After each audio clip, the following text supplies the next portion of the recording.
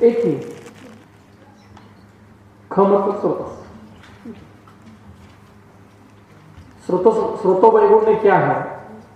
एक अच्छा सवाल अभी आया था कि अगर ख वैगुण्य से प्राकृत दोष रुक जाते हैं तो फिर उसका हेतु क्या है? तो ख वैगुण्य निर्माण करने वाले जो हेतु है वो हेतु है उसकी चिकित्सा करने के लिए। कल जब वात प्रकोप ये विषय हो जाएगा तब ये सवाल नहीं रहेगा। ख वैगुण्य मतलब अपने आप वो उसका उत्तर मिल जाएगा।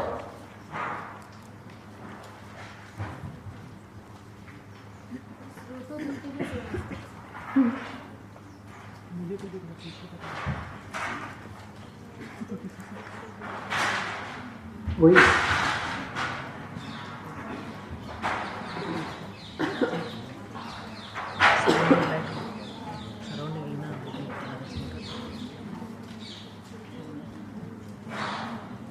पकौड़े खत्म नहीं होंगे। चलो हम शुरू करें। प्रकोप की व्याख्या लिख लिया ना? अब हम प्रकोप क्या है इसके अष्टांग हृदय है, आप लिखा सकते हो? जितना दिखेगा उतना दिखे। चल रहा है। हाँ, अष्टांग हृदय, क्योंकि बहुतांश चरक सबके पास है पर हृदय नहीं है, तो आप सिर्फ अष्टांग हृदय निकालते रहे। उसमें अध्याय 12 पता है किसी को व्याख्या? कोप की व्याख्या वानभट में कोपस्तु सूत्र नंबर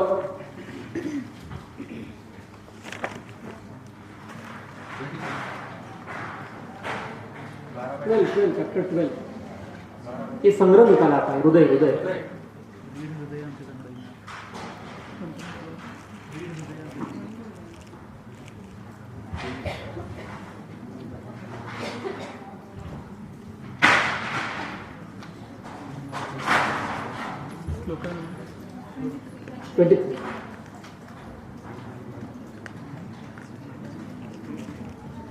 आगे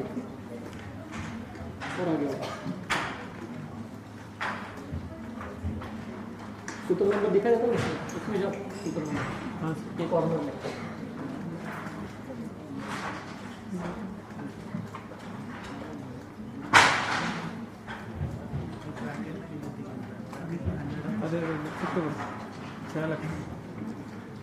आगे इसके आगे हाँ ये टीका भी ऊपर लेंगे।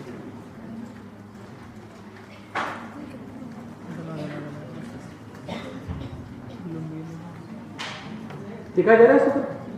नहीं, कुछ कुछ बीच बीच में शब्द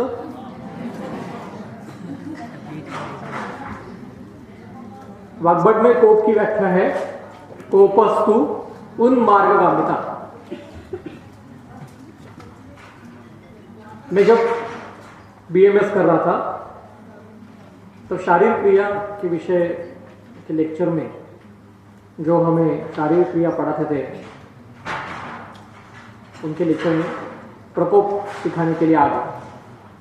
मुझे पता नहीं कर्नाटक में कैसे सिखाते हैं पर जो हमारे यहाँ पे अभी भी वही चल रहा है। तो प्रकोप के लिए उन्होंने क्या किया, एक बर्तन निकाला और फिर उस बर्तन में पानी गिर गया, बर्तन भर गया पूरा, तो चय हो गया। चयो वृद्धि स्वधामनीय कोपस्तु उन्मार्गगामी। उस बर्तन से पानी जब बाहर चला गया तब उसको प्रकोप है, और जब वो अभी जमीन पे फैल रहा है तो उसको प्रसर कहते हैं। ऐसे बर्तन हमें दिखाया था और उस बर्तन के उदाहरण से चय, प्रकोप और प्रसर ऐसा हमें सिखाया। ये किससे आ गया? ये ऐसा कहीं ग्रंथ में वर्णन है क्या? मैंने तो नहीं पढ़ा है, आपने पढ़ा होगा ऐसे कि बर्तन में पानी गिर गया और फिर उबाल के बाहर आ गया फिर चल गया। मैंने तो कभी नहीं पढ़ा। यहाँ पे कोप की व्याख्या है कोपस्तु उन्मार्गगामी, और उसकी जो टीका है नीचे अरुण दत्त जी कहते हैं उन्मार्गगामिता इति पदेन स्वस्थानं त्यक्त्वा दोषस्य यत पुनः मार्गांतर गमन, स्वस्थान छोड़ के, पहले शब्दशः देखेंगे, स्वस्थान छोड़ के अन्य मार्ग में जाना, इसका मतलब प्रकोप है। ऐसा शब्दशः अर्थ निकलता है।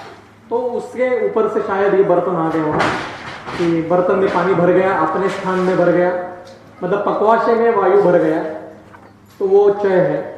पक्वाशय छोड़ के जब वायु बाहर जाएगा तब वो प्रकोप है, और प्रशम से फिर वो अपने स्थान में आता है तो उसको प्रशम है। ऐसा हमें सिखाया।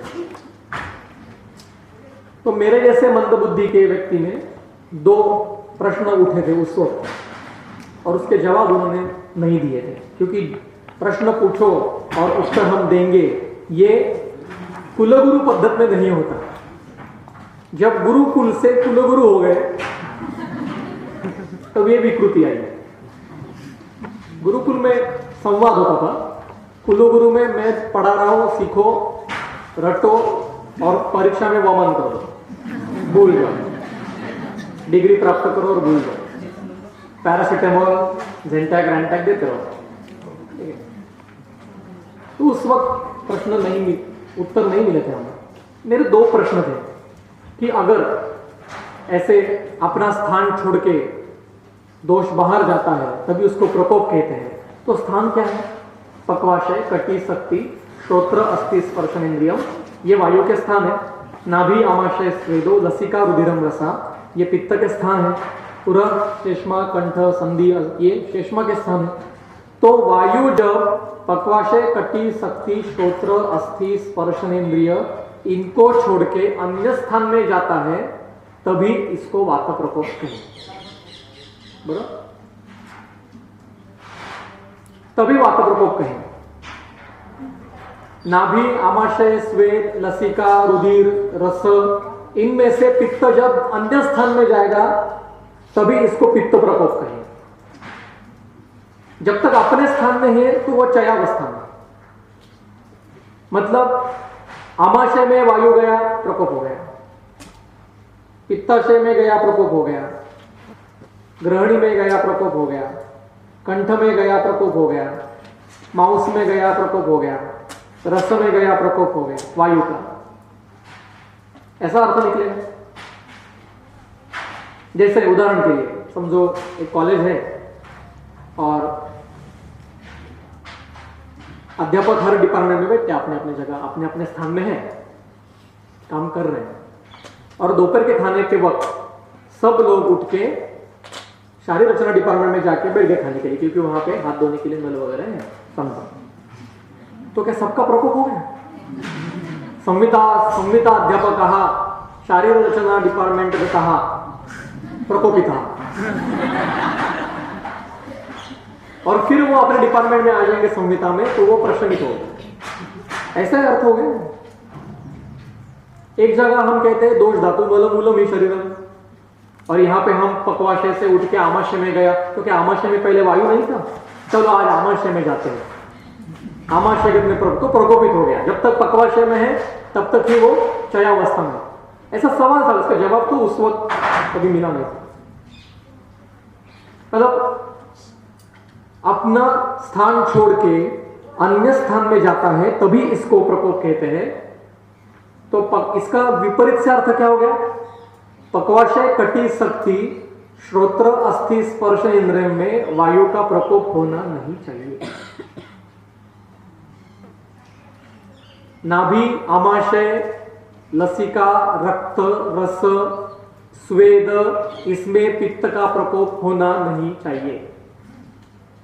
कंठ, पुर, संधि, मांस, शुक्र, मज्जा, मेद, इसमें श्लेष्मा का प्रकोप होना नहीं चाहिए, क्योंकि वो उनके स्वस्थान है। और प्रकोप मतलब क्या? अपना स्थान छोड़ के अन्य स्थान में जाए। तो यहां पे प्रकोप नहीं होना चाहिए, मतलब पक्वाशय आदि वात के स्थान में वायु की विकृति होना नहीं चाहिए, वात के व्याधि होने नहीं चाहिए। पर अभी हमने सुबह सूत्र देखा, सूत्र स्थान अभी दोपहर में, कि अत्र एव प्रायः वात विकारः भवन्ति, निकल अध्याय 20, चरक सूत्र स्थान अध्याय 20,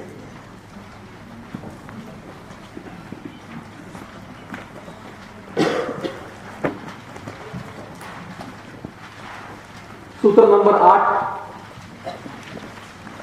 अध्याय 20/8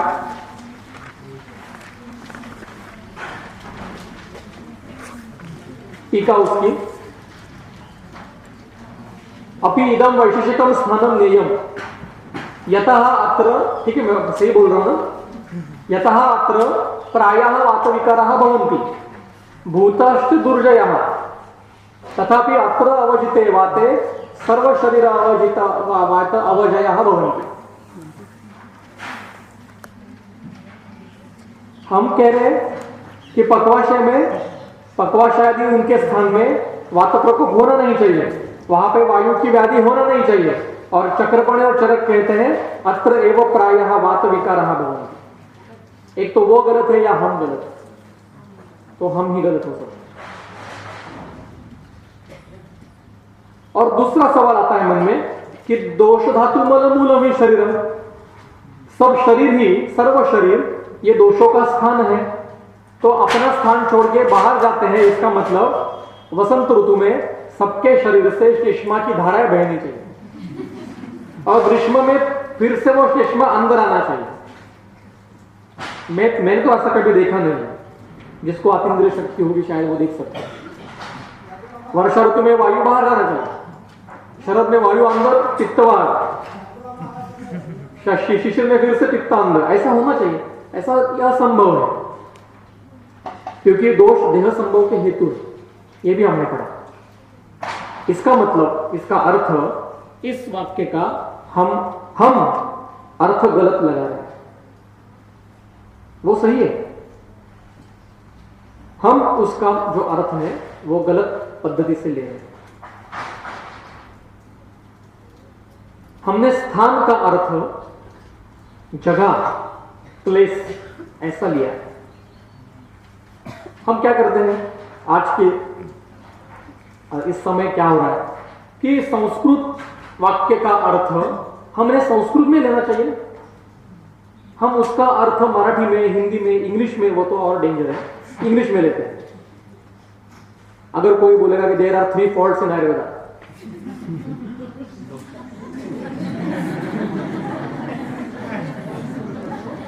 शुरुआती फॉल्ट से यही दोष है, आयुर्वेद के दोष यही है।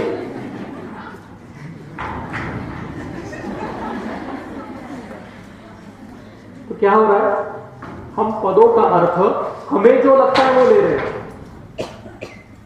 स्थान का अर्थ हमने जगह लिया। जिसके पास अष्टांग हृदय है वो देखिए अधिकरण क्या चल रहा है, 1-2 सूत्र पीछे चल रहा है।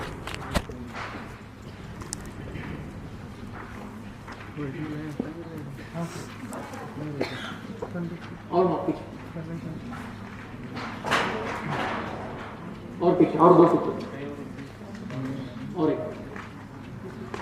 बस यहां पे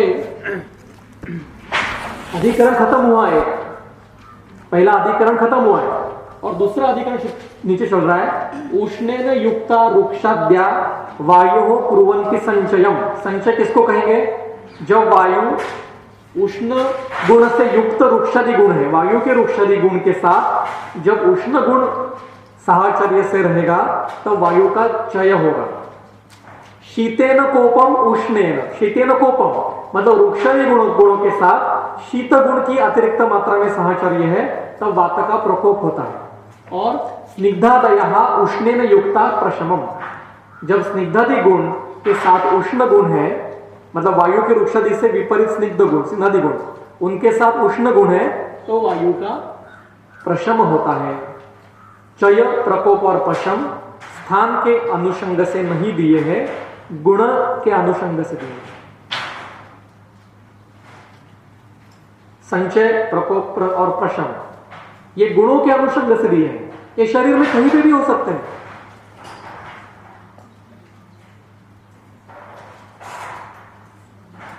आगे अगला सूत्र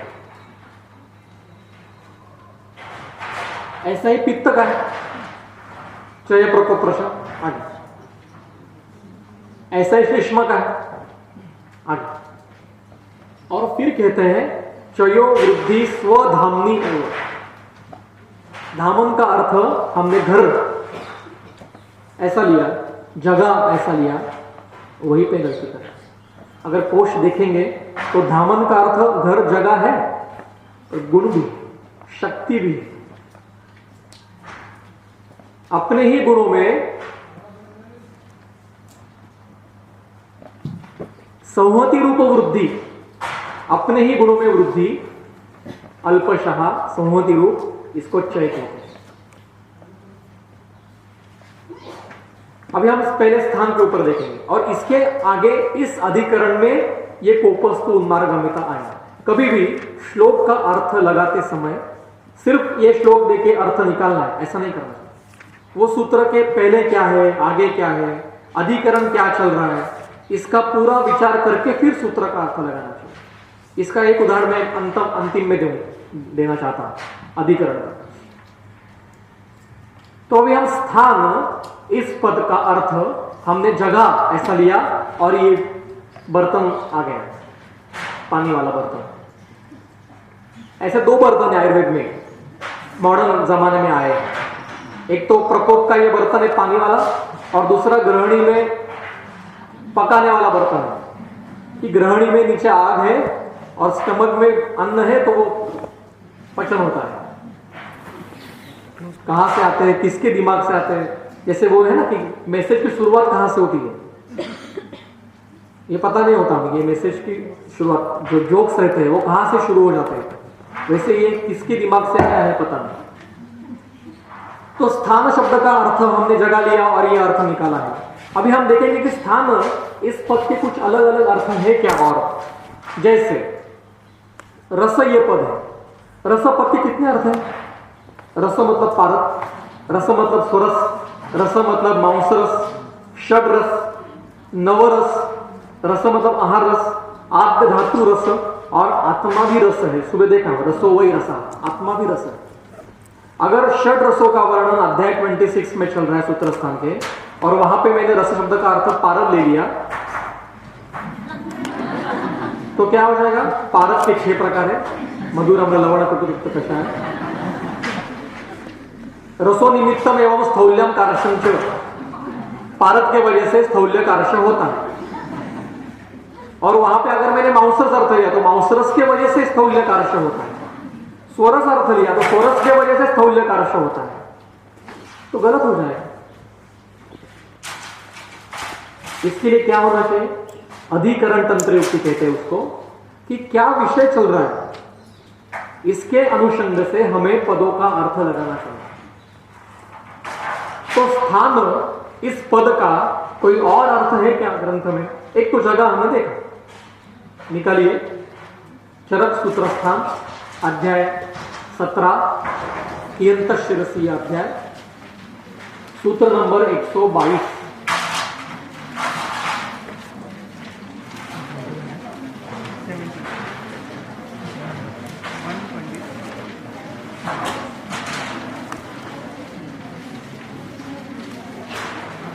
एक 112 मिल गया, सबको मिल गया सूत्र। चरक सूत्र स्थान अध्याय 17, सूत्र क्रमांक 112, 112।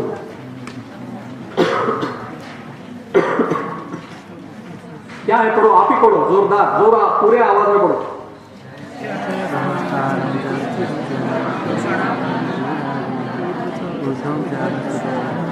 एक ही सिर्फ पहले लाइन पढ़ो, तो जोर से आवाज आएगी।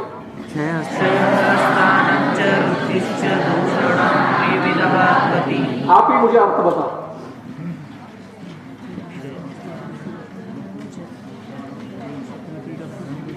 क्षय, स्थान और वृद्धि, ये दोषों की गति है। 3 गति इसमें स्थान है, स्थान ये दोषों की गति है। सवाल आना चाहिए कि एक जगह ये गति कैसे हो सकता है?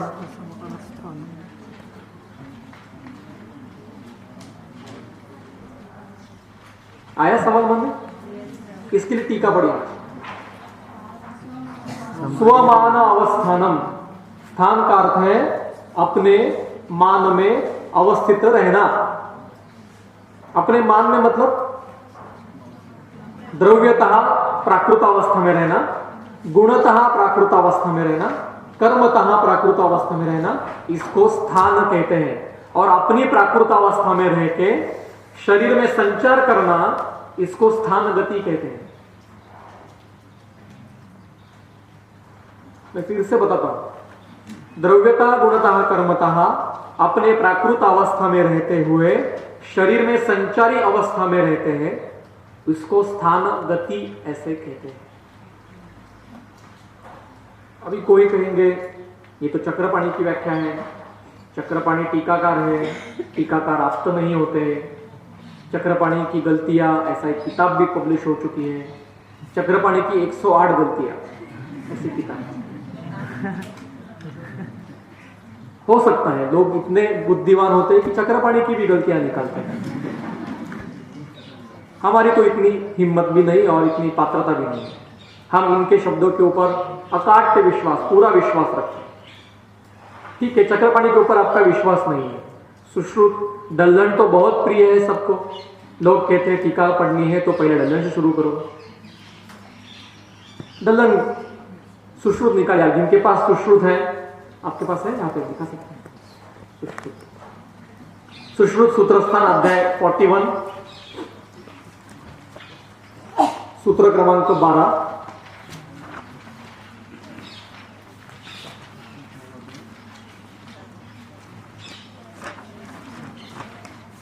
उसमें ही 12 अंतिम सूत्र, गुणा ये उक्ता द्रव्येषु शरीरेषु अपि ते तथा स्थान वृद्धि क्षयात् तस्मात् देही नाम द्रव्य हेतु का। सही मेरा आ रहा है ना, मुझे गलती तो नहीं? Thank you. नीचे टीका देखिए डल्लन की, स्थानम इति दोष धातु मल साम्येन अवस्थानम, दोष धातु और मलों का साम्यावस्था में शरीर में रहते हुए संचार करना, इसको स्थान गति कहते हैं। वृद्धि दोषादेहे अधिक्यम, दोषादि देहे षष्ठी है, दोषादि का अधिक्य ये वृद्धि, और क्षयः ह्रासो दोषादिना, उनका दोष अपने द्रव्य गुण कर्म से ह्रास होना, ये क्षय है। मतलब स्थान का अर्थ दूसरा हमें प्राप्त हुआ, क्या हो गया? अपने प्राकृत अवस्था में, अपने साम्य अवस्था में, द्रव्यता गुणता कर्मतः प्राकृत अवस्था में शरीर में गति करना, इसको स्थान गति कहते हैं।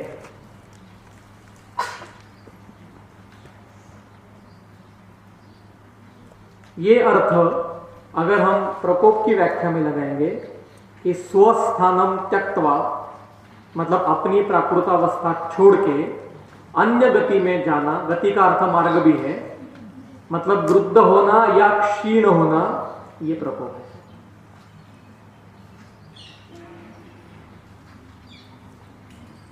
फिर से कहता हूं, स्वस्थानम त्यक्त्वा दोषस्य पुनः मार्गांतर गमनम, इसका अर्थ, स्थान का अर्थ हमने देखा कि अपने गुणतः द्रव्यता कर्मता प्राकृत अवस्था में शरीर में संचारी रहना, इसको गति करना, इसको कहते हैं स्थान गति।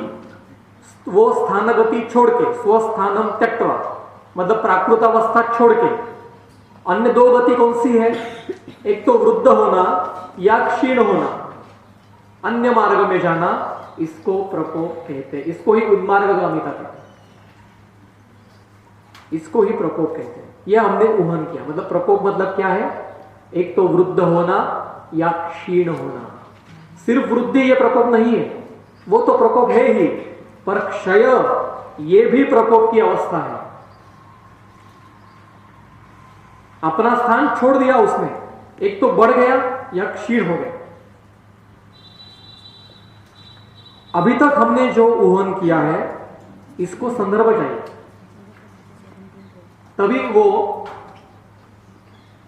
कंफर्म हो जाएगा, अन्यथा वो सिर्फ ऊहन रहता है, एक विचार। शारीर स्थान चरक का अध्याय 6 सूत्र नंबर 17 पेज नंबर 333 अभी पढ़ा हूं। वो जो मल की व्याख्या है ना, प्रकुपिताश्च वातपित्त शेषमणा, उसकी टीका है।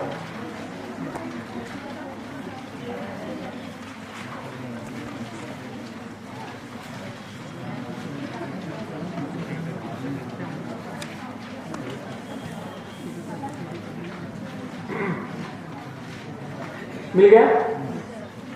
पढ़िए, बीच में लाइन है कुपिताश्च, पढ़िए पढ़िए, ये लीजिए, उनको माइक दीजिए। कुपिताश्च इति पदेन वातादयः सामान्येन क्षीणा वृद्धा वा गृह्यन्ते। कुपित इस पद से सामान्यता क्या लेना है? वातादिका, दोषादिका, क्षीणत्व या वृद्धत्व लेना है, मतलब हमारा उहन सही। और आगे और एक व्याख्या छोटी सी है, वो पढ़िए। विकृति मात्रं हि वातादीनां कोपः। विकृति मात्रम ही वातादीनां कोपः, कोई भी प्राकृत अवस्था छोड़ के कोई भी विकृति आना, इसको प्रकोप कहते हैं। इसमें हेमाद्र टीका है क्या? अष्टांग हृदय में, हृदय हृदय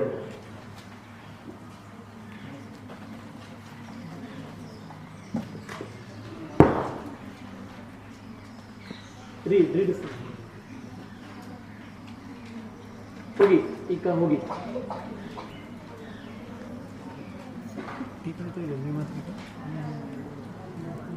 ये आयुर्वेद रसायन है, उसमें अभी निदान स्थान का पहला अध्ययन कर लिया, और सूत्र है यथा दुष्टेन दोषेण, सूत्र नंबर बताइए।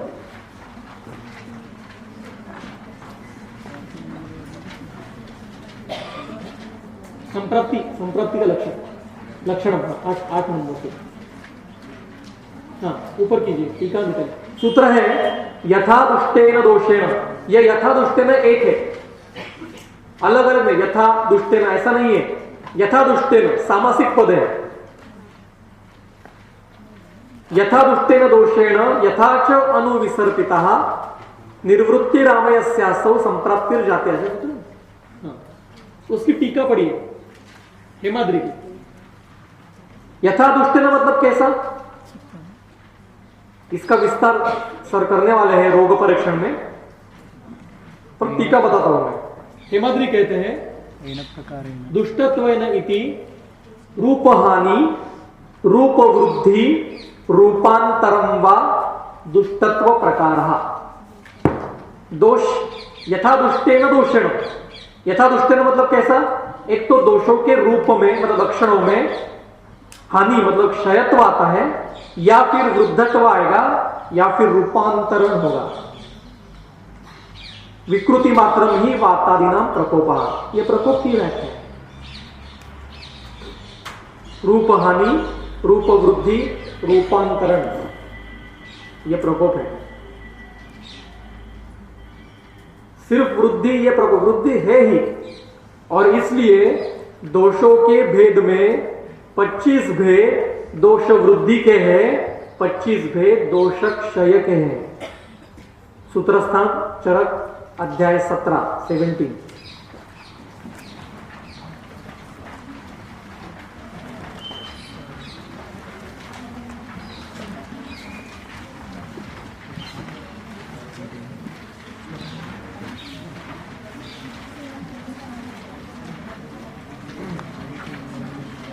सूत्र नंबर 43, पेज नंबर 101, 101 पेज। मिल गया सूत्र सबको? पढ़िए, कोई तो पढ़िए। यथा वृद्धैस्तथा क्षीणैः दोषैः स्युः 25 वृद्धिक्षय कृतश्च अन्यो विकल्प उपदेक्ष्यते। यथा वृद्धैः तथा क्षीणैः दोषैः स्युः 25। 25 भेद जैसे क्षय के हैं, वैसे ही वृद्धि के भी हैं।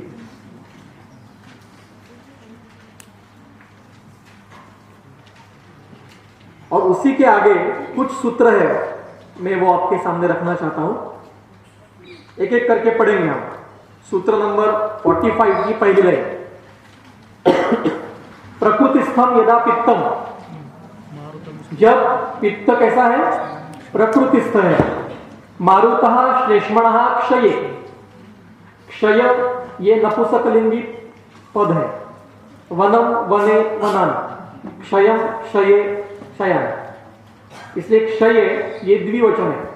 मारुतः श्लेष्मणः क्षये, वायु और श्लेष्मा दोनों क्षीण है, क्योंकि कोई भी वृद्ध नहीं यहां पे, पित्त प्रकृतिस्थ है, वायु और श्लेष्मा क्षीण है, फिर भी वो क्या करते हैं, स्थानक आदाय गात्रेषु, ऐसी अवस्था में जहां जहां जाते हैं, यत्र यत्र विसर्पति तदा भेद दाह तत्र तत्र अनवसितः गात्र देशे भवति अस्य श्रमो दौर्बल्य निवति। कोई भी वृद्ध नहीं है, वायु तो क्षीण है फिर भी वो भेद कर रहा है, पित्त प्रकृतिस्थ है फिर भी वो दाह कर रहा है। हमारे दिमाग में क्या था कि वृद्ध ही प्रकोपित करते हैं सिर्फ, वो तो है, एक प्रकार की संप्राप्ति है वो, पर क्षय की भी संप्राप्तियां हैं। 25 भेद तो दिए हैं इस यहां पे। आगे प्रकृतिस्थम कफम, श्लेष्मा प्रकृतिस्थ है, वायु क्षीणे, वायु क्षीण है, और पित्ते यदा बलि, पित्त वृद्ध है, यदा कर्षे तदा शूलम शैत्य स्तंभ गौरवम, श्लेष्मा प्रकृतिस्थ है, वायु क्षीण है और पित्त वृद्ध है, फिर भी लक्षण क्या है, शूल शैत्य स्तंभ गौरव। यदा अनिलम प्रकृतिगम पित्तम कफ परीक्षये, जब वायु प्रकृतिस्थ है और पित्त और श्लेष्मा क्षीण है, संद्रुणद्धि तदा दाह शूलम चास्य उपजायते। श्लेष्माण में समम पित्तम यदा वात परीक्षे, श्लेष्मा और पित्त समस्थित है और वायु क्षीण है, तब तंद्रा गौरव ज्वर होता है। प्रवृद्धो ही यदा श्लेष्मा पित्ते क्षीणे समीरण, प्रवृद्ध श्लेष्मा है, पित्त क्षीण है और वायु क्षीण है, तब वो शीतक का गौरव करता है। ऐसे कई भेद दिए हैं पीछे, इसके कुछ उदाहरण दिए उन्होंने। ये उदाहरण क्यों दिए हैं, जो आसान उदाहरण है वो हम समझ सकते हैं। यहां पे जो उदाहरण दिए उन्होंने दोष भेद के बाद ही उदाहरण दिए, तो इसको एक क्लिष्ट उदाहरण की ये भी होता है ऐसा। और इसलिए अरुण दत्त जी ने प्रकोप के 2 प्रकार कहे, अचय पूर्वक प्रकोप और चय पूर्वक प्रकोप। जब चय होके दोष वृद्ध होते हैं तो वो चय पूर्वक प्रकोप है, और क्षयावस्था में चय की कोई बात ही नहीं है, क्योंकि वो अपने स्थान से क्षीण होते हैं, तो वो अचय पूर्वक प्रकोप। क्षय की भी संप्राप्तियां हैं, तो प्रकोप इसका मतलब सिर्फ वृद्धि नहीं है, अपनी प्राकृतावस्था छोड़ के अन्य स्थान अन्य गति में जाना, क्षीण होना, वृद्ध होना या रूपांतर होना, इसको प्रकोप कहते हैं। 2 संदर्भ आखिरी बताऊंगा। चरक संहिता सूत्र स्थान अध्याय 9 सूत्र नंबर 4, विकारो धातु वैषम्यम, वो निकालिए।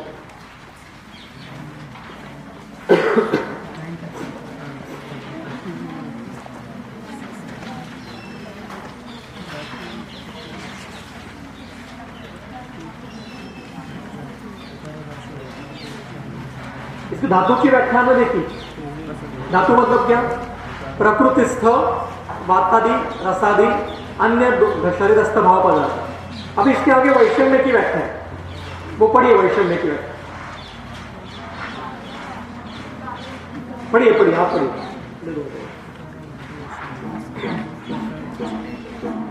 व्यवहार्यमाण विकारो धातु वैषम्यम साम्यम प्रत्युच्यते सुख संयत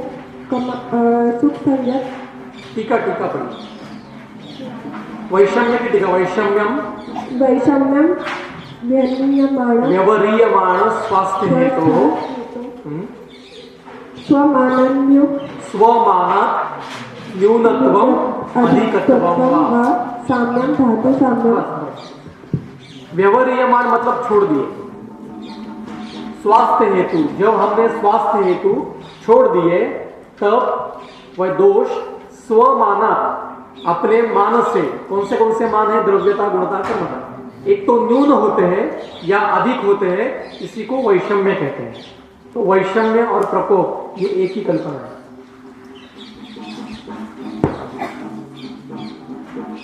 ठीक है, एक और संदर्भ है रस वैशेषिक सूत्र।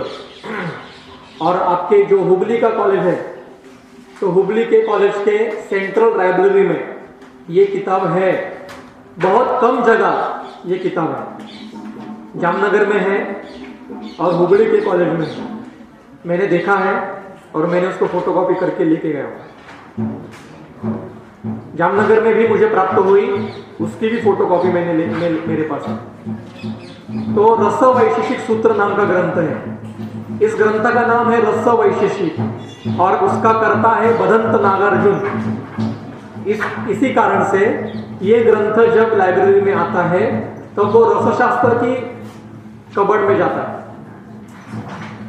पर इस ग्रंथ का और रसशास्त्र का दूरान्वय से भी संबंध नहीं। आयुर्वेद के ह्रास के कारण, इसमें कई कारण जो अभी मैंने बताया, वैसे ये भी कारण है कि बिना सोचे समझे चल रहा है। ये रस वैशेषिक सूत्र ये निदान का ग्रंथ है, ये क्रिया का ग्रंथ है, ये चिकित्सा का ग्रंथ है, ये द्रव्य गुण का ग्रंथ है। रुकना है।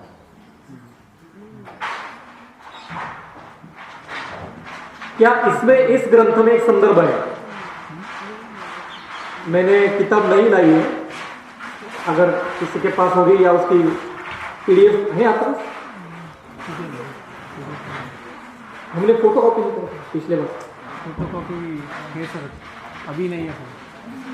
श्रीलंका में सोने की ईट लंका में है। तो सूत्र ऐसा है, स्वस्थाना प्रश्चुत एवं प्रकोपः,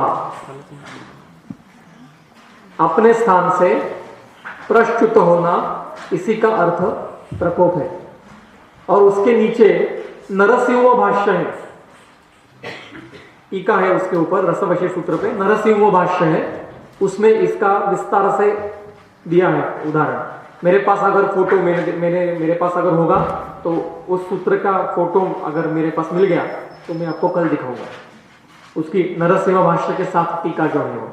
इसमें उन्होंने दिया है स्वमानात् प्रश्चुति इति, अपने मान से मतलब प्राकृत अवस्था से प्रश्चुत होना मतलब क्षीण होना या वृद्ध होना मतलब प्रकोप। ठीक है, तो प्रकोप मतलब क्या? अपनी प्राकृत अवस्था छोड़ के एक तो क्षीण होना या वृद्ध होना मतलब प्रकोप है। अभी जो प्रकोप की व्याख्या आपने लिखी थी अपने नोटबुक में, उससे ये टैली कर लो और अपने आप, जिनको ये पता था उनका अभिनंदन, पहले से पता था उनका अभिनंदन कि आपको ये पता था। इसके बाद ये पानी वाला बर्तन भूल जाइए, एक बर्तन आज हम भूल जाएंगे, दूसरा बर्तन संतर्पण के वक्त मैं भूलने दूंगा, वो पकाने वाला बर्तन, स्थाल्याम उदनम पचति, हाँ वो बर्तन, वो सूत्र। तो ऐसे बर्तन में पानी गिरा है, भरा है, बाहर गया है, ये क्षय प्रकोप प्रशम की व्याख्या नहीं है, ये गुणतः वर्णन है, संदर्भ के साथ हमने देखा है। इसके ऊपर अगर किसी को कुछ प्रश्न है तो आप पूछ सकते हो, अन्यथा हम इसी विषय का आगे का जो प्रकोप के प्रकार है वो मुझे पूछना है।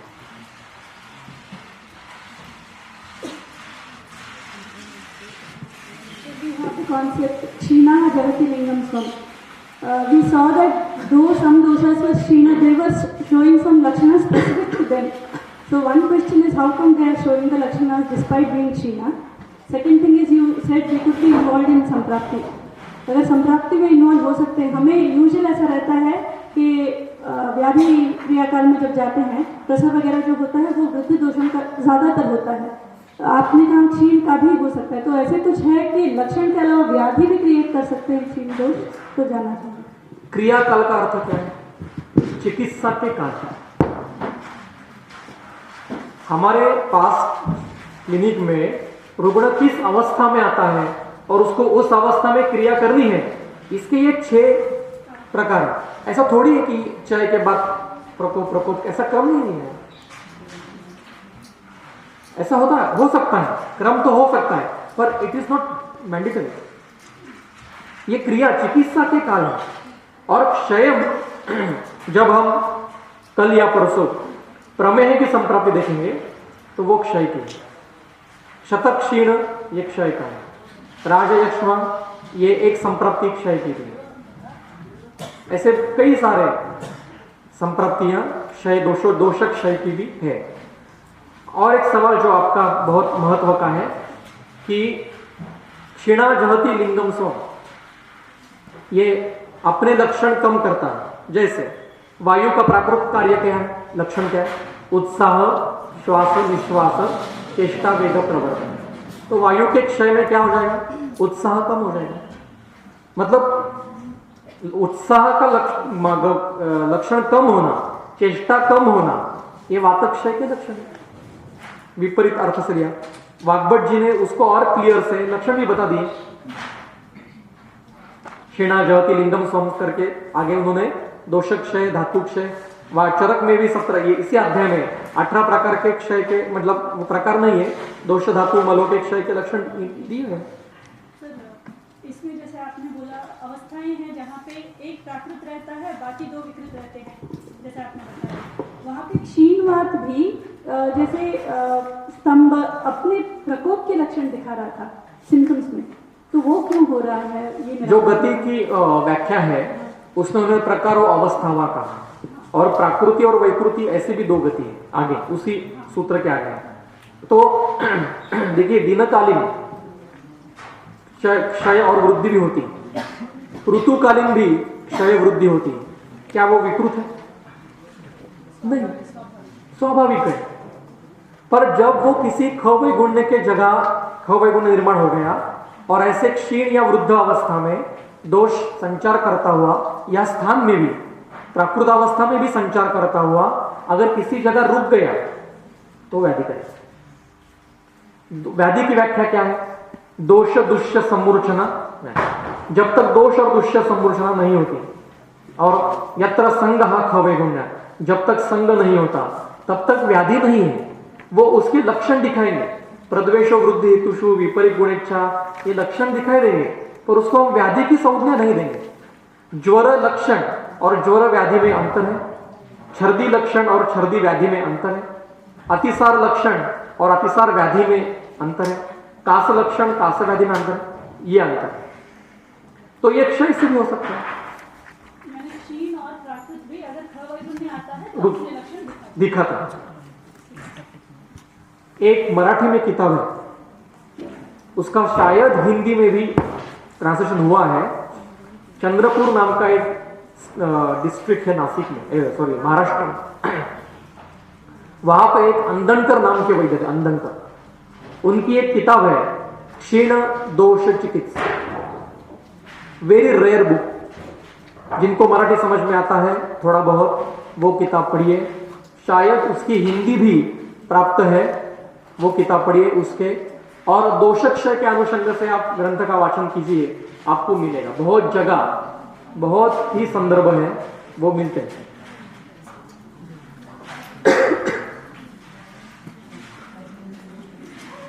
Candle electric light.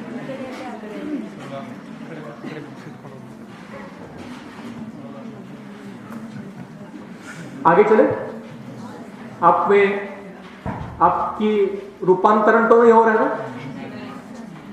प्राकृत अवस्था में ही, तभी हम आगे चले, तो फिर छुट्टी देते हैं लेना।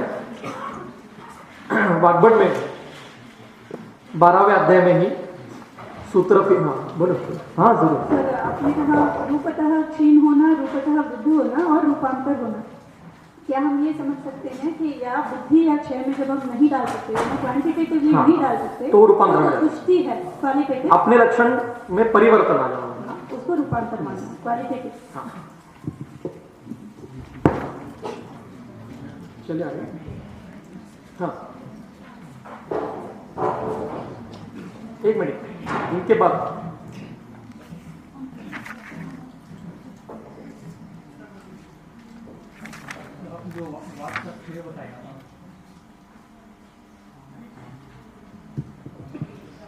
वहाँ जब तक 6 में आप जो बताया जो चेष्टा नाश हो जाता है करके, तो उसको हम अपबुद्धि लेके चिकित्सा कर सकते हैं।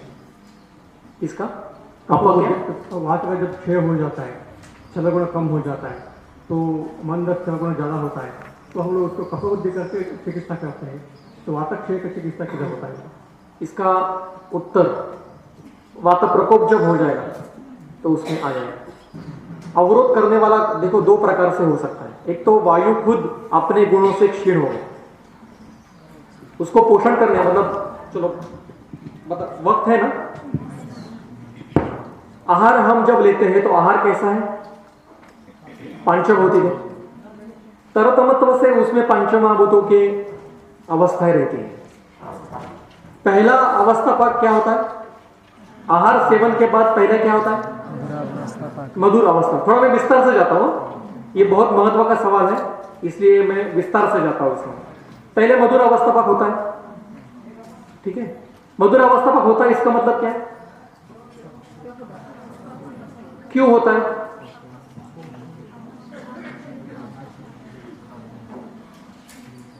क्यों होता है, कफ का ही क्यों पोषण होता है, सामान्य क्यों, मधुर पाक इज सामान्य टू द कफवृद्धि, क्यों, समान गुण क्यों, कौन गुण मतलब क्या, समान गुण मतलब क्या, गुण मतलब क्या, क्या कोई तो बोल रहा है क्या, पांचभौतिक, एकदम वेरी वेरी ट्रू, राइट, पर कौन से, हाँ, मधुर अवस्था पाक में आहार को माधुर्य नहीं प्राप्त होता है। पृथ्वी और आप, उस आहार में जो पृथ्वी और आपके परमाणु हैं उनका विघटन उस अवस्था में होता है, इसलिए उसको मधुर अवस्था पाक कहते हैं। मधुर ग्रंथ में रसों के पद प्रायः महाभूत संगठन के लिए लिखे गए। मुझे एक मेरे स्टूडेंट ने, सेकेंड ईयर का स्टूडेंट ने एक सवाल पूछा था कि सर मधुर अम्ल और कटु अवस्था पाक है, तो तिक्त लवण और कषाय अवस्था पाक क्यों नहीं है।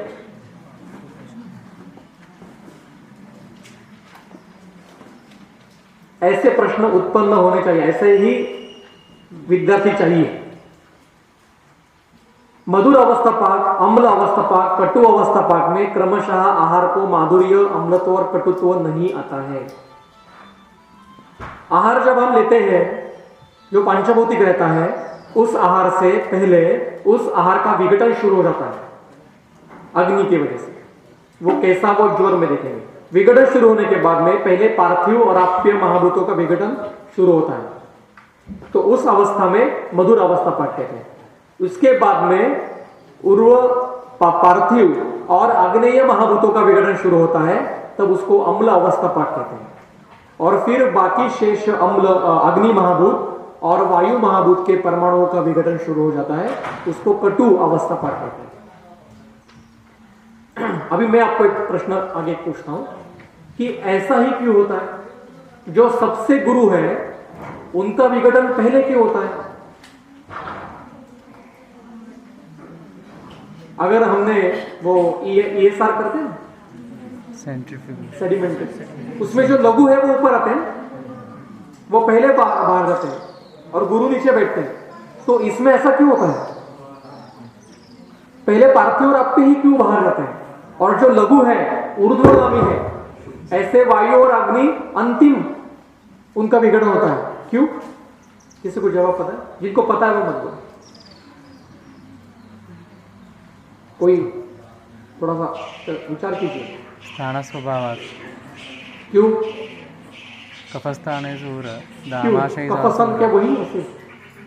उरह प्रधानता आमाशय प्रधानता और कुछ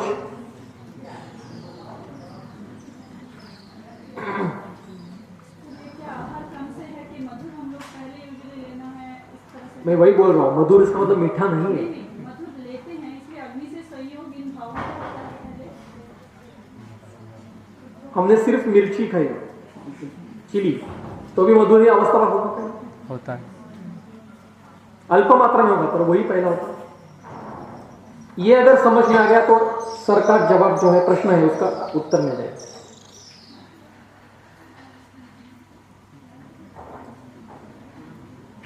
जब हम फर्स्ट ईयर में क्रिया शारीर पढ़ते हैं तब हमें उत्पत्ति और पदार्थ ज्ञान मिलेगा। उत्पत्ति का सूत्र क्या है?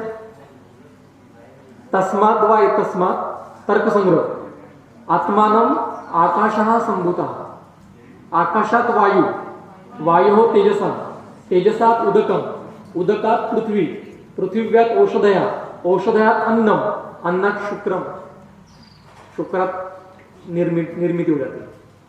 मतलब निर्मिति जो है किसी भी घटक की, ये आकाश से पृथ्वी तक। हम पंचीकरण प्रक्रिया भूतांतरानुप्रवेश से पढ़ते हैं तो क्या होता है? आकाश शब्द गुण का है। आकाश से वायु उत्पन्न हो गया तो वायु शब्द और स्पर्श गुण से युक्त हो गया। उससे तेज आ गया, शब्द स्पर्श और रूप से आ गया। उससे जल उत्पन्न हो गया, शब्द स्पर्श रूप और रस से उत्पन्न हो गया। और उससे पृथ्वी उत्पन्न हो गई, शब्द स्पर्श रूप रस गंध इससे उत्पन्न हो गए। शब्द ये गुण पांचों महाभूतों में है, गंध ये गुण सिर्फ पृथ्वी में है। तो निर्मिति कैसी है? आकाश से पृथ्वी तक। तो अगर निर्मिति ऐसी है तो नाश कैसा होगा? उल्टा हो जाएगा। तो जो पांचभौतिक आहार है उसका विघटन हो रहा है, मतलब क्या हो रहा है? नाश हो रहा है। तो उल्टे क्रम से पहले पार्थिव और अप्य घटक बाजू होते हैं, फिर अग्नि और फिर वायु और आकाश तो विभु, वो तो है ही। और इसलिए पहले मधुर अवस्था पाक है, फिर अम्ल है, फिर कटु है। और वहां पे मधुर अवस्था पाक से पार्थिव और आप्य होते हैं, इसलिए वो आमाशय है, इसलिए वो कफ का स्थान। उल्टा है। वहां पे विघटन नहीं हो जाएगा तो वो आमाशय कफ का स्थान हो गए। वो कफ का स्थान है, इसलिए ये दोष ऐसे निर्माण होते हैं, ऐसा नहीं। ठीक है, हम आगे जाएंगे। अभी अगर किसी व्यक्ति ने सिर्फ मधुर आहार सेवन किया, पार्थिव आप्य, गुरु आहार सेवन किया, श्लेष्मल आहार सेवन किया, आहार में अग्नि का कोई संबंध नहीं, जिस पदार्थ में आग्नेय वायवीय घटक है ऐसे कोई घटक सेवन नहीं किया, सिर्फ कच्चा खाया, निसर्गोपचार, सैलड, सिर्फ सैलड खाना है, अग्नि का संस्कार बिल्कुल भी नहीं।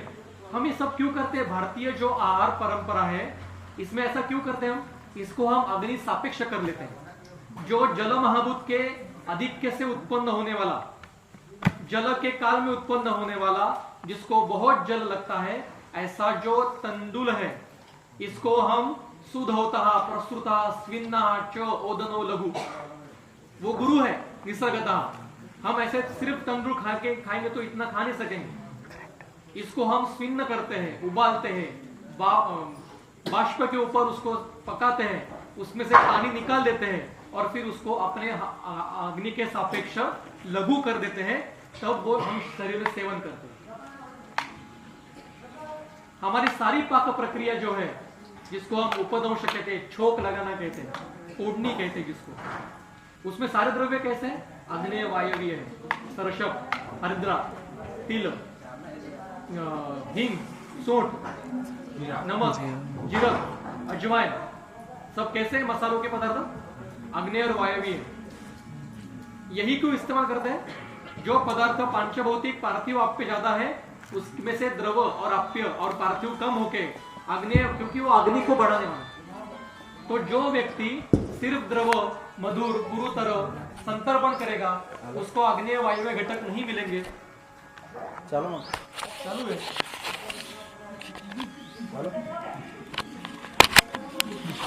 उल्टा हेतु में नहीं हूं, मुझे हेतु तो आ गया।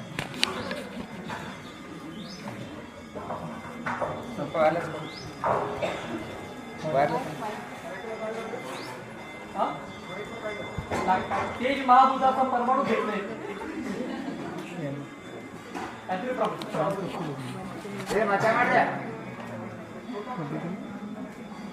दो माइक भी बदलेगा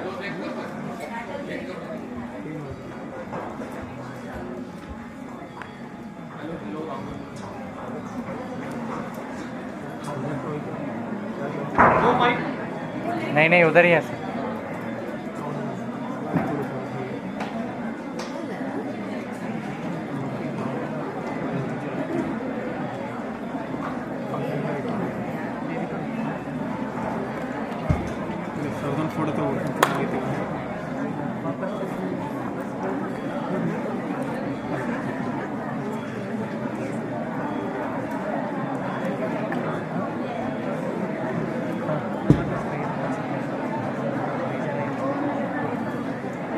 ಕೇಳಿ ಏನು ಮಾತಾಡ್ತಾರೆ ಏನು ಮಾಡ್ತಾರೆ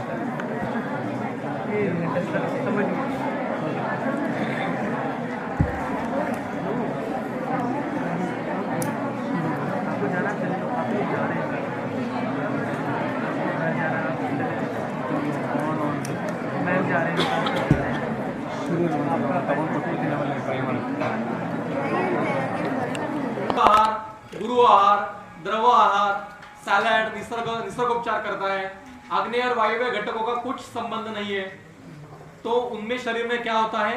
तुलना में पार्थिव और आप्य महाभूतों के निर्माण अति मात्रा में होता है। मधुर अवस्था पाक ज्यादा मात्रा में होता है और कटु अवस्था पाक तुलना में कम मात्रा में होता है। इससे क्या होता है? आग्नेय और वायव्य घटक ही निर्माण नहीं हुए तो वायु का दोष का निर्माण कैसे हो जाएगा? पार्थिव और आप्य निर्माण ज्यादा होता है, शरीर में द्रव बढ़ता है, अभिष्ण निर्माण होता है, गुरुत्व बढ़ता है और वायु के जो परमाणु है उसका पोषण ही नहीं हुआ उसको, तो जो पांचभौतिक दोष पांचभौतिक है, तो जो दोष स्वरूप वायु है पांचभौतिक उसका पोषण ही नहीं हुआ, उसका पुरवठा क्या कहते हैं उसको सप्लाई नहीं हुआ, तो वो निर्माण कैसे हो जाएगा? स्वभाव से धीरे धीरे जो ऑलरेडी निर्माण थे वो अपने अपने काल में निष्ठ हो जाएंगे और आगे निर्माण नहीं हुए तो क्या हो गया? वातक क्षय की अवस्था। और इससे सारे संतर्पणजन्य व्याधि निर्माण हो जाएंगे, प्रमेह, गुल्मा आदि सब, कुष्ठ आदि। अभी उल्टा, जो व्यक्ति मधुर द्रव ये बिल्कुल नहीं सेवन कर रहा है, सिर्फ वृक्ष कटु यही सेवन कर रहा है, धूप में काम कर रहा है, वात प्रकोपक विहार सेवन कर रहा है और उसको बैलेंस करने के लिए मधुर घृतादि आहार नहीं सेवन कर रहा है, तो उसमें क्या हो जाएगा? पार्थिव, जिसमें पार्थिवत्व और आप्यत्व ही नहीं है तो उसका परमाणु कम मात्रा में निर्माण हो जाएगा और तुलना में आग्नेय वायव्य घटक बढ़ेंगे और वो बढ़ने से शरीर में वायु की अवस्था सब जगह पोषण ज्यादा मात्रा में हो जाएगा और वातवृद्धि की अवस्था निर्माण। और इसलिए अवस्थापकों का अध्ययन महत्व का है और अवस्थापक करने वाला अग्नि महत्व का है, इसलिए रोगा सर्वेपि मंदे। लिंक समझ में आ गई? आपका जवाब मिले? नहीं, हर टाइम हर वक्त श्लेष्मा वृद्ध से ही यह होता है ऐसा नहीं होता। यही तो मैंने बताया, इट इज नॉट नेसेसरी कि हर वक्त श्लेष्मा वृद्ध है इसलिए वातक्ष है तो वायु दोष्य हो गया ना, ये नहीं होता है। श्लेष्मा के अवरोध से वायु अवरोधात्मक हो सकता है। जैसे अभी हमने एक सुबह सर ने एक सूत्र लिया, उदीर्यते वृषतरम मार्गरोधात् वहत् जलम यथा तथा अनिलः तस्य मार्गम नित्यम विशोधय। जैसे वह जलम प्रवाह, जल का प्रवाह है, उसमें हमने डैम तैयार किया तो क्या होता है? पीछे जहां जगह मिलती है वहां पे बैक वाटर उत्पन्न हो जाता है, उदीर्यते विश्वक प्रजति। आगे क्या होता है? क्षय होता है। उसी तरीके से, उसी पद्धति से जहां पे वायु का प्रवाह है और वायु अकेला बहता है क्या? अपने साथ सबको लेके जाता है ना। हमने देखा वो सर्वा सर्वा वहां सिरा, सुबह वो भी देखा हमने। तो अगर वायु के प्रवाह में किसी अन्य घटकों से अवरोध हो गया, श्लेष्मा, आपने श्लेष्मा का उदाहरण दिया, श्लेष्मा का अवरोध हो गया, तो वायु का जो प्रवाह है वो विश्वकर्षण हो जाएगा, विमार गमन हो जाएगा, और आगे ये एक अवस्था है। पर वायु के पोषण के लिए द्रव्य सेवन नहीं कर रहे, तो क्या उसकी गति रहेगी? नहीं। तो ये दूसरी पद्धति का वातक्ष है। ये जो दूसरा पद्धति है जो मैं बता रहा हूं, ये आज के जमाने में तुलना से होता ही नहीं। 90% वात प्रकोप ये परतंत्र ही होता है।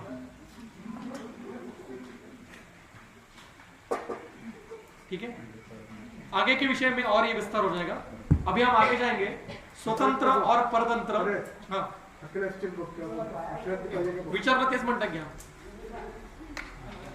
सर? कह रहे आप थक गए क्या? एक क्वेश्चन सर,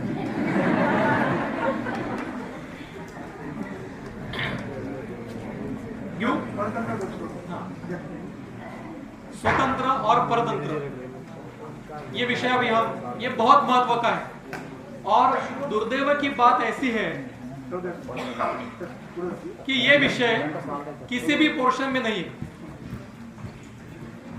ना बीएमएस के ना एमडी के। और ये निदान की और चिकित्सा की बहुत बड़ी किल्ली है, चाबी है। अष्टांग हृदय सूत्र स्थान अध्याय 12 सूत्र नंबर 60 और 61। यथा स्वजन्मोपशयः स्वतंत्रः स्पष्ट लक्षणः। ये नहीं दिखाई दे रहा? ठीक है, सूत्र ऐसा है, मेरा आवाज आ रही है? यथा स्वजन्म उपशय, यथा स्व इसका मतलब अपने हेतुओं से उत्पन्न हुआ, और यथा उपशय मतलब अपनी चिकित्सा से शांत होने वाला। ऐसा जो दोष विकृति है उसको स्वतंत्र दोष प्रकोप कहते हैं। व्याधि, पहले व्याधि के बारे में कहते हैं, ये सूत्र व्याधि के वर्णन के लिए। जो व्याधि अपने हेतुओं से उत्पन्न है और अपनी चिकित्सा से शांत होती है, जिसके लक्षण स्पष्ट है, उसको स्वतंत्र व्याधि कहते हैं।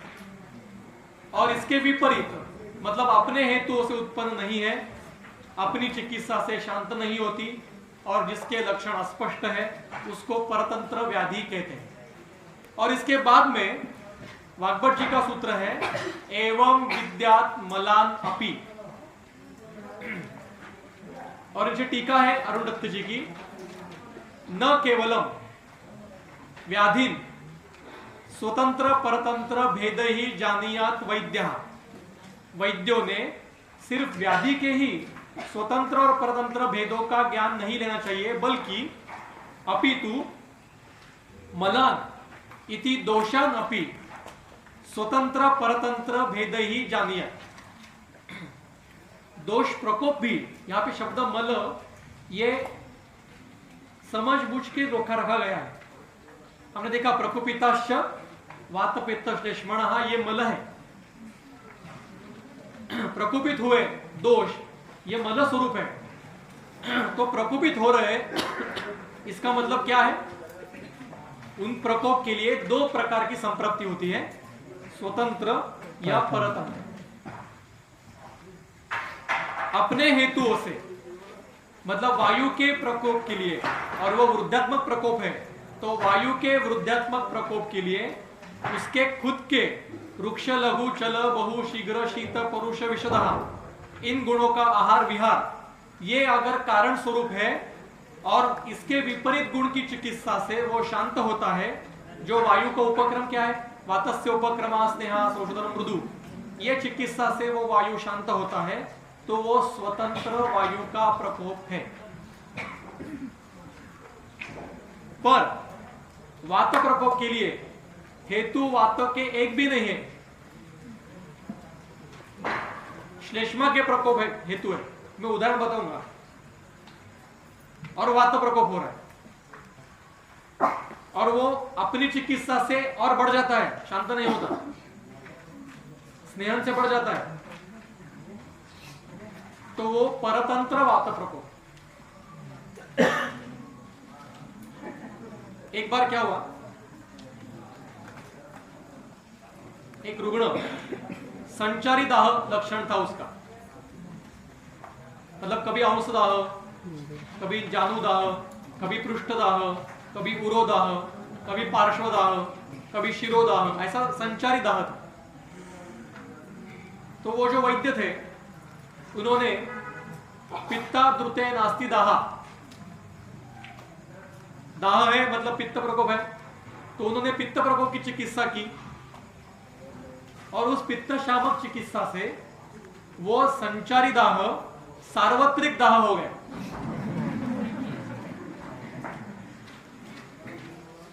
तो उन्होंने फिर विचार किया कि हमारी कहीं तो गलती हो गई। फिर उन्होंने ग्रंथों का अध्ययन किया और उनको ऐसा लगा कि हेतु निकालने चाहिए। फिर उन्होंने उस रुग्ण के हेतु निकाले, तो हेतु सारे वात प्रकोप के थे। फिर उन्होंने बस्ती दी और उस बस्ती से सब दाह शांत हो गया। यहां पे क्या हो रहा था, हेतुओं से प्रकुपित हुआ वायु प्रकृतिस्थ पित्त के परमाणुओं को अपने साथ संचर्य अवस्था में रहता था, जहां पे लेके जाता था वहां पे दाह लक्षण दिखाई देता था। चिकित्सा पित्त की करने से वो पित्त भी विकृत हो गया, क्योंकि वो विकृत नहीं था, वो क्षीण हो गया, संप्रति बढ़ गई, और बस्ती चिकित्सा से वो अवरोध निकल गया, वो प्रकोपित वायु निकल गया, शांत हो गया, और फिर वो संप्रति बंद हो गया। ऐसे कई उदाहरण हमारे पास आते हैं। स्वतंत्र वात प्रकोप का अभी 10 साल हो गए मेरे प्रैक्टिस को।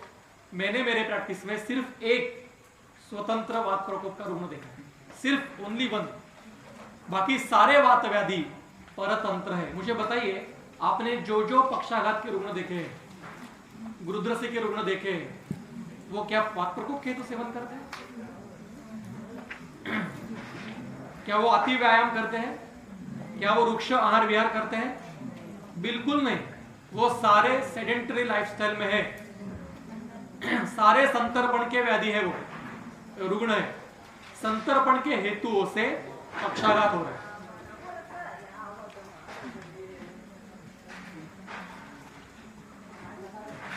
मतलब मेरे पास जो रुग्ण है वो तो ऐसे ही है। सिर्फ एक रुग्ण वो बताता हूं मैं आपको।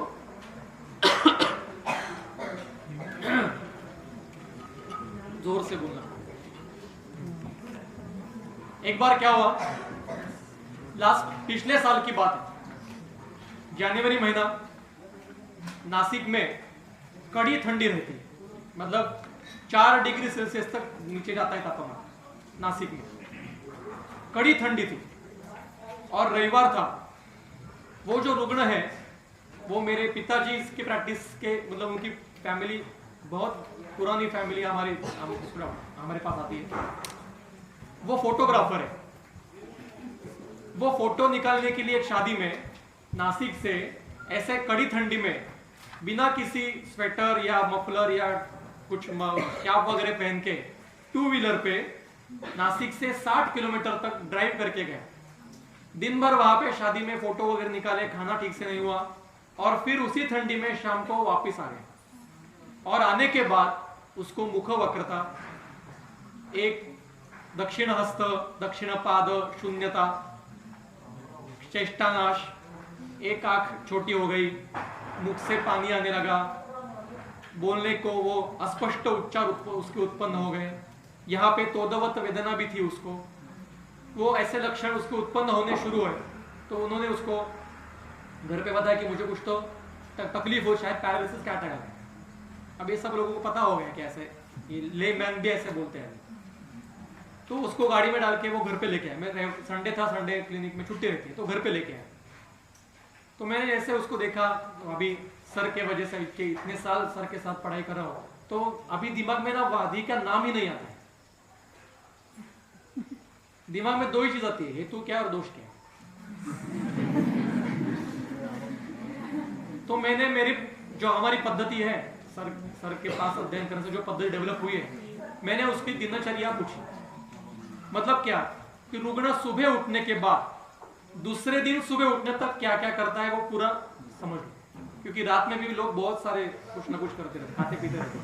रात में 2 बजे उठ के दूध पीते हैं, सोने से पहले इतना पानी पीते हैं, रात को नींद नहीं आए तो घूमने जाते हैं, 4-5 बार मलमूत्र प्रवृत्ति करते हैं, बहुत सारे क्या खाते भी हैं।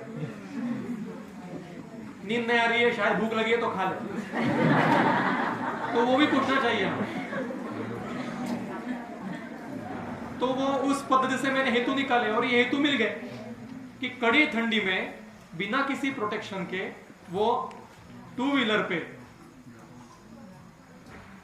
ड्राइव करके गया ओपन एयर में और फिर वापिस आ गया। रुक्ष और शीत और चल गुण का अति योग का सेवन हो गया। मैंने बिना सोचे उसको सर्वांग स्वेदन दे दिया, पेट में डाल दिया, रुक्ष स्वेदन, और प्रभुत मात्रा में स्वेदन आने तक उसको स्वेदन दिया। आंबलकी का चूर्ण हमारी पद्धति है, आंबलकी का चूर्ण वस्त्र के ऊपर डाल के ये सिर पे लगा के हम स्वेदन भी देते हैं ताकि वो स्वेदन का अतियोग ना हो। ये अनुभूत योग है, पता नहीं, मतलब बाद में उसके बारे में चर्चा बाद में करेंगे। और फिर स्वेदन के बाद उसको गुरु प्रावरण और फिर एक क्वाथ किया था, उसमें उष्ण तीक्ष्ण द्रव्य थे, मरीच आदि ऐसे द्रव्य थे, उसका क्वाथ खिलाया और गुरु प्रावरण करके बिठा दिया। और श्वास कुठा मरीच, उसमें एक एकम मरीचम दत्वा, ऐसा वो द्रव्य है, तीक्ष्ण द्रव्य है, उष्ण द्रव्य है। श्वास कुठार और लघु सुच्छेक, उसको हर 1 घंटे के बाद 1-1 गोली दे दी। बाद में पहले ये किया था स्वेदन, और 3 दिन सिर्फ स्वेदन स्वेदन स्वेदन स्वेदन। उष्ण क्वाथ, उसको कहा कि किसी भी पद्धति से शीत स्पर्श होना नहीं चाहिए। शौच के लिए भी उष्ण ही जल, पीने के लिए उष्ण जल, क्वाथ ही पीना है, खाना खाना है वो भी उष्ण, स्निग्ध शीत गुरु द्रव्य बंद कर दिए। और वो रुग्ण 3 दिन में 100% ठीक हो गए, 100%। और अभी परसों ही वो उसका बेटा हो, उसको अभी 2 महीने का बेटा उसको लेके आया। Is absolutely right. उसके बाद में 3 महीने ट्रीटमेंट दी और पुनर्भव के लिए उसको कुछ भी नहीं है। अगर उसको मैं नस्ते देते बेटा तो अर्दित है तो नस्ते दीजिए, तो मैं क्रियाकाल का नाश कर देता, क्रियाकालम न हापे। ये स्वतंत्र वात प्रकोप था, ये अर्दित था या नहीं आप बताइए मुझे। मैंने वो सोचा भी नहीं कि अर्दित है या क्या है, नाम तो याद ही जाता, नाम तो भूल ही गए। हेतु था रुक्ष शीत चल गुण का अतियोग, उससे वात प्रकोप वृद्धात्मक या स्वतंत्र वात प्रकोप है, उसके विपरीत उष्ण स्निग्ध गुरु ये पदार्थ देने। गुरु भी तुरंत नहीं देने का, थोड़ा थोड़ा करके बाद में, उष्ण और स्निग्ध ये, और उसमें ज्यादा उष्ण वो ठीक हो गया। और बाकी के पक्षाघात के रुग्ण होते हैं, उनमें हेतु जब हम निकालते हैं तो सारे संतर्पण के रहते हैं। संतर्पण के हेतु बंद करो और चिकित्सा करो और वो ठीक होते हैं।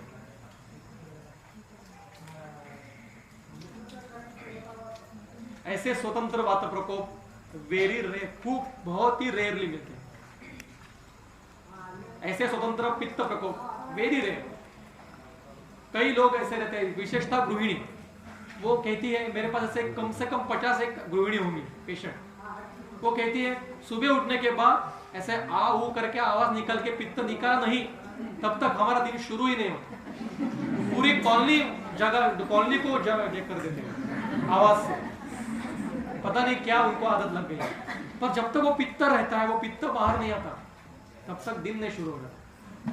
ये जो अम्ल पित्त है, वो कहते हैं हम खट्टा नहीं खाते, हम अचार नहीं खाते, हम लवण कम कर दिया है, हमने सब कुछ तीखा खट्टा सब बंद कर दिया है, अभी पानी पिया तो भी जलन होती है। उनको ढूंढना चाहिए क्या वो द्रव गुण का अतिरिक्त सेवन करते हैं, क्योंकि द्रव ये पित्त का प्राकृत गुण है। अति मात्रा में द्रव पान से पित्त प्रकोप होता है। क्या वो स्निग्ध गुण का अतिरिक्त मात्रा में सेवन करते हैं? दिवा सौंप करते हैं, दिवा सौंप से पित्त प्रकोप होता है स्निग्ध गुण से। ऐसे हेतु निकालने पड़ते हैं और हेतुओं के वजह से वो ठीक होते हैं। और ऐसे रुग्ण में प्रायः मेरा अनुभव ऐसा है कि अजीर्ण यही हेतु होता है। रात का खाया हुआ आहार अभी तक अजीर्ण है और इस आम दोष से इसके ऊपर और विस्तार होने वाला है आगे। इस अजीर्ण से संसृज्यमानम पित्तेन अम्ल पित्त होता है संदर्भ ग्रहणी में। तो हम स्वतंत्र और परतंत्र दोष प्रकोप के बारे में चर्चा कर रहे हैं। कुछ उदाहरण व्यवहार के भी बताऊंगा, कुछ उदाहरण यहाँ के भी बताऊंगा। आप मुझे बताइए जब रुकना है, मैं तुम्हें बोलता जाऊंगा। पूरे करो। हाँ? नहीं मान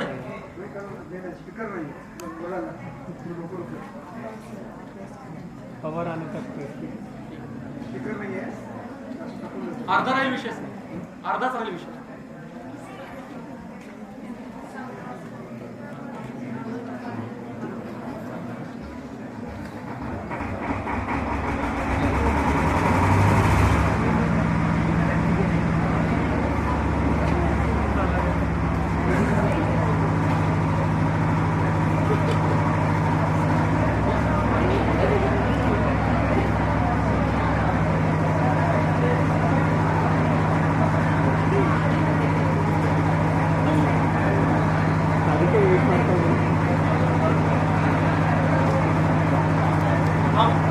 ये विषय है, ये कल कंटिन्यू करेंगे।